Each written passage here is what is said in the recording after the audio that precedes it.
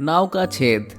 एक बार की बात है, मछलियों का एक व्यापारी नदी के करीब ही अपने आलीशान बंगले में रहता था।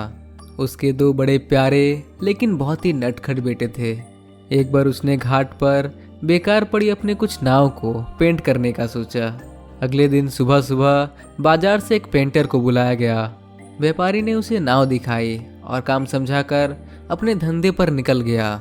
जब वो दोपहर को लौटा तो घर के बाहर इतना भीड़ देखकर वो घबरा गया। उसके दोनों बेटे गायब थे और बहुत ढूंढने पर भी नहीं मिल रहे थे। रो रो कर बच्चों की माँ की हालत भी खराब हो गई थी। तभी व्यापारी को पेंटर का ख्याल आया। वो उस स्थान पर गया जहाँ नाव पेंट कर रहा था। पेंटर अपना काम पूरा करके घर जा चुका था। व्यापारी ने देखा कि उसने जितनी नाव पेंट करने को दी थी उसमें से एक गायब थी। वो समझ गया कि उसके दोनों बेटे ही नाव लेकर नदी में चले गए हैं। उसने फौरन कुछ नाविकों और गोताखोरों को इकट्ठा किया और अपने बच्चों को खोजने के लिए नाव पर सवार हो गया।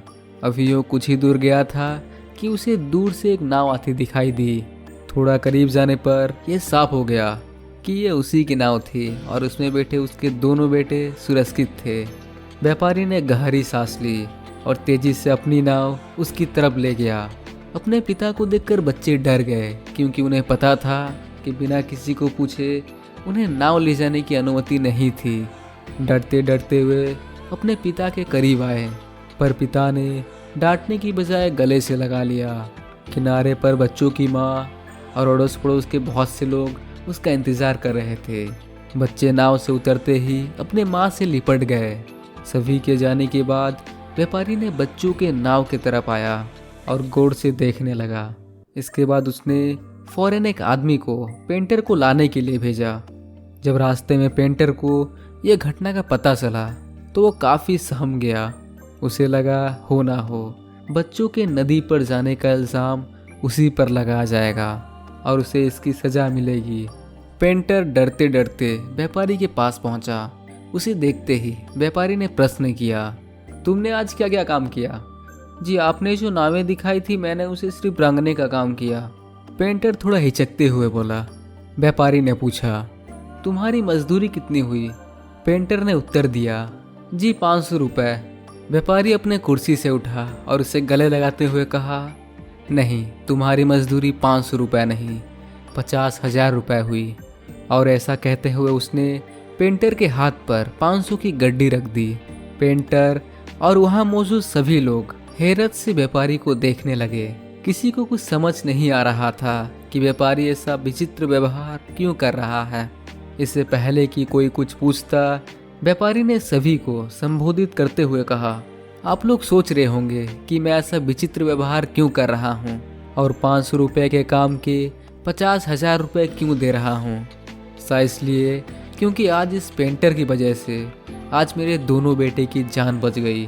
दरअसल वे जिस नाव को लेकर नदी पर गए थे उसमें एक छोटा सा छेद था, मगर नाव को पेंट करते वक्त इनकी नज़र उस छेद पर पड़ी और इन्होंने बिना किसी से पूछे अपने आप उस छेद को भर दिया, जबकि ये ना इनकी काम था और ना ही इन्होंने इसके कुछ पैसे मांगे। अगर इन्होंने निस्वार्थ भाव से ये जरा सा काम नहीं किया होता तो शायद आज मैं अपने दोनों बेटों को खो चुका होता। मैं अब जीवन भर के लिए इनका ऋणी हो गया हूँ और ये छोटी सी रकम इनकी अच्छाई के सामने ये मामूली सा तोहफा है। ऐसा कहते हुए व्यापारी ने अपनी बात पूरी की और वहाँ उपस्थित सभी लोग पेंटर के सम्मान में तालियां बजाने लगे। दोस्तों, ये कोई बहुत बड़ी चीज़ नहीं होती जो एक आम इंसान को महान बनाती है, बल्कि वे छोटी छोटी चीज़ें होती हैं जो हमें महानता की तरफ ले जाते हैं। आज की इस दुनिया में जब ज़्यादातर लोग सिर्फ फ़ायदा देखकर काम करते हैं, पेंटर का एक छोटा सा निस्वार्थ काम करना महान बन गया। नमस्कार दोस्तों, ये कहानी आप लोगों को कैसा लगा कमेंट कर देना। अगर आप लोग को ऐसी ही कहानी सुनना पसंद है तो इस चैनल को सब्सक्राइब कर देना। फिर मिलते हैं ऐसे एक और नई वीडियो में।